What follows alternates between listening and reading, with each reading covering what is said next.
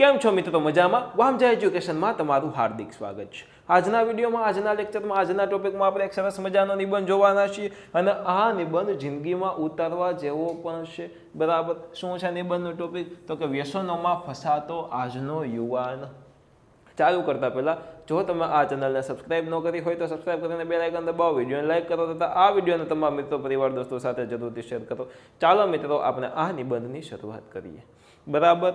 આ નિબંધ મૂકવાનો ઉદ્દેશ્ય, બરાબર, વધારે એક કરતાં વધારે ઉદ્દેશ્ય છે. તમને નિબંધ ગોખાવાનો નથી, તમને લખતા શીખવાડવાનો છે, તે તો છે જ, પરંતુ આ નિબંધ જોઈને માત્ર ને માત્ર એક વ્યક્તિ વ્યસનથી દૂર રહેશે અથવા તો પોતાનું વ્યસન છોડશે તોય આ નિબંધ બનાવવો તે સાર્થક ગણાશે.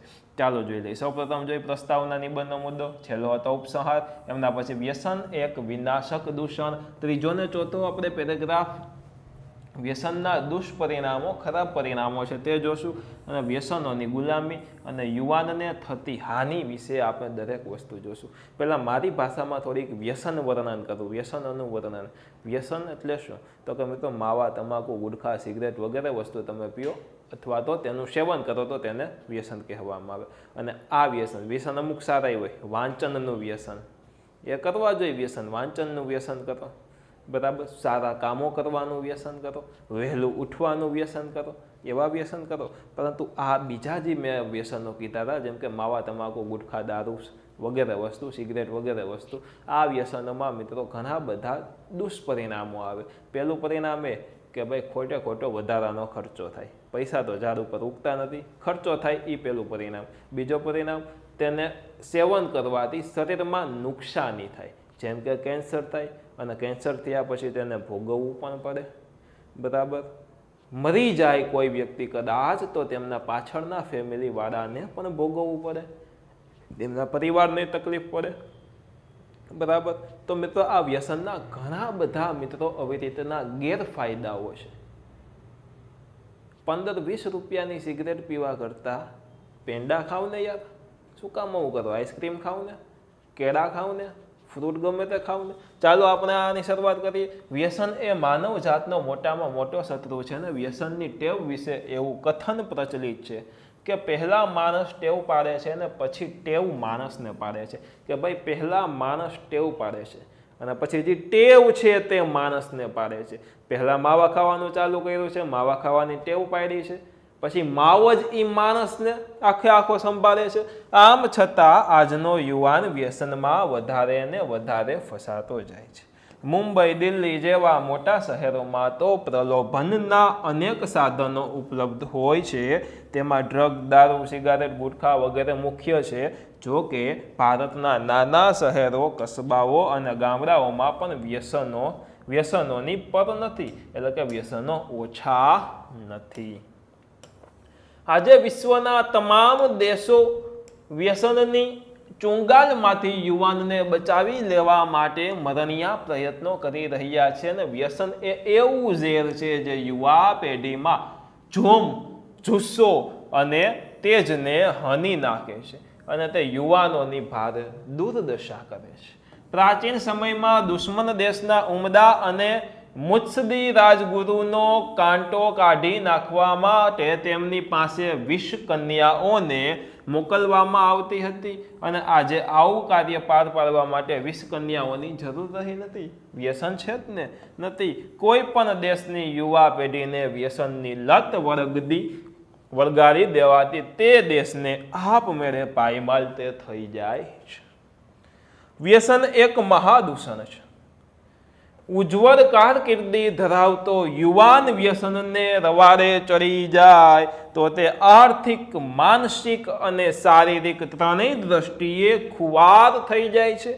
એક વખત વ્યસનના સકંજામાં આવી ગયેલો માણસ જિંદગીભર તેની પકડમાંથી છૂટી શકતો નથી. વ્યસનનો દૈત્ય અનેક નામો અને અનેક રૂપો ધરાવે છે. તમાકુ, ગુટખા, બીડી અને સિગારેટ જેવા પદાર્થોની સૌ કોઈ પરિચિત છે. પાનના ગલ્લે કલાકો સુધી ઊભા રહીને તમાકુ, ગુટખા ચાવતા કે ધૂમ્રપાનની મોજ માણતા યુવાનો તેમના સમય, શારીરિક શક્તિ અને પૈસાનો અપવ્યય કરે છે, પાન મસાલો ચાવવા કે ધૂમ્રપાન કરવા માટે વારંવાર પોતાનું ટેબલ છોડીને ઓફિસની બહાર નીકળી જતા કર્મચારીઓ દેશની કેટલાક બધા માનવ કલાકોને દુર્વ્યય કરતા હશે. કેટલો બધો તેમનો સમયનો પણ મિત્રો વ્યય થતો હશે, સમય પણ બગડતો હશે. પાન, બીડી, સિગારેટ અને ગુટખા નહીં ટપી જાય તેવી લત છે. અને દારૂની આ લત એક વખત વળગે પછી તે માણસને પાયમાલ કર્યા વગર છોડતી પણ નથી. આગળ જોઈ લઈ. આ લતને પોષવા માટે માણસો દેવું કરતા પણ અચકાતા નથી. દેવું ખીચામાં પૈસા હોય નહીં, કાવડિયા હોય નહીં, બીજા પાસેથી ઉધાર પૈસા લઈને દારૂ લે. ધૂમ્રપાનની ફેફસા અને દારૂના સેવનથી લીવરને અસર થાય છે અને ચરસ, ગાંજો, ભાંગ, અફીણ, હિરોઈન, કોકેન, બ્રાઉન શુગર વગેરે વ્યસનો મહા અનિષ્ટો છે. ડ્રગનું સેવન ક્ષણિક રોમાંચ માટે દેખાદેખીથી શરૂ કરવામાં આવે છે અને પછી એ વ્યક્તિની રોજની જરૂરિયાત બની જાય છે. પછી રોજની જરૂરિયાત બની જાય છે. અને વ્યસનની શરૂઆત હર હંમેશ મફતથી જ થાય. આજુબાજુના કોઈ વ્યક્તિ વ્યસન કરતા હોય, દાખલા તરીકે માવાનું ઉદાહરણ, માવો લેતા હોય અને એ જ કે ભાઈ લેને માવો ખાને, સામેવાળો વ્યક્તિ માવો ખાતો ન હોય, એ કે ના ભાઈ હું નથી ખાતો. ઓલો પાછો કે ભાઈ 2 દાણા ખાને, મજા આવશે, ટ્રાય તો માર. અને મફતમાં ઓલો માવો ખાઈને ધીમે ધીમે 2-3 જગ્યાએ પાછો મફતમાં ખાઈને પછી ધીમે ધીમે ટેવ પડી જાય અને પછી માવો લેતો થઈ જાય. બરાબર. આગળ જોઈ લઈ. વ્યસનની લતે ચડેલો યુવાન ઈચ્છે તો પણ આવી લતને છોડી શકતો નથી. ડ્રગ્સના માફિયાઓએ આજે શાળા કોલેજના કેમ્પસમાં પગ પેસારો કર્યો છે અને એ આપણા માટે ઘેરી ચિંતાનો વિષય છે. ઘેરી ચિંતાનો વિષય છે.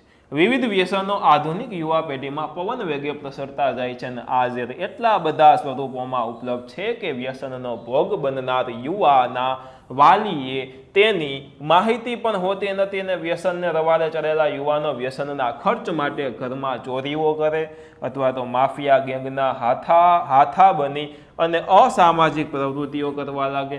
આમ વ્યસન યુવાનોના બળ, બુદ્ધિ, ધન, કારકિર્દી, ચારિત્ર અને સ્વભાવ અને સ્વાભિમાનનો તે ભોગ લે છે. વ્યસનના ભરડામાંથી આપણા દેશના યુવાનને બચાવી લેવા માટે વાલીઓ, કેળવણીકારો અને સમાજ સેવકોએ જાગૃત થવું પડશે અને આપણા સૌના સહિયારા પુરુષાર્થ, આપણા બધાના સહિયારા પુરુષાર્થ, સહિયારી મહેનત વગર વ્યસનને આ ખતરનાક આક્રમણને ખાડી શકાશે નહીં. વાલીઓ પોતાના સંતાનોની દૈનંદિન હિલચાલ પર ચંપાતી નજર રાખે. કેળવણીકારો યુવા શક્તિને ખેલકૂદ અને અન્ય રચનાત્મક પ્રવૃત્તિઓ તરફ વાળે અને સમાજ સેવકો સામાજિક સેવાની પ્રવૃત્તિઓમાં બહોળા પ્રમાણમાં યુવાનોને સામેલ કરે તો યુવાનો વ્યસનના દૂષણમાંથી બચી શકે છે. ઓકે, આજના નિબંધમાં આપણે આટલું જ રાખવાનું છે. આશા રાખું છું કે તમને મજા આવી હશે. એક્ઝામ રૂપી નિબંધ તો તમને મળ્યો જ છે, સાથે સાથે જીવન રૂપી નિબંધ પણ તમને આમાં મળ્યો છે. મજા આવી છે તો વિડીયોને લાઈક કરો, ચેનલને સબસ્ક્રાઈબ નથી કરી તો સબસ્ક્રાઈબ કરીને બેલ આઇકન દબાવો તથા આ વિડીયોને તમારા મિત્રો, પરિવાર, દોસ્તો સાથે જરૂરથી શેર કરો. અને જો તમને વ્યસન હોય, નુકસાનકારક વ્યસન હોય તો આ નિબંધમાંથી થોડું ઘણું શીખજો ખરા. અને બીજા કોઈ નિબંધના તમને ટોપિક મગજમાં આવતા હોય તો તમે કોમેન્ટ બોક્સમાં જરૂરથી કોમેન્ટ કરી શકો છો. ફરી મળશે એક નવા વિડીયો સાથે. ફરી પધારજો. બાય. જય હિન્દ. વંદે માતરમ. આવજો. ધન્યવાદ.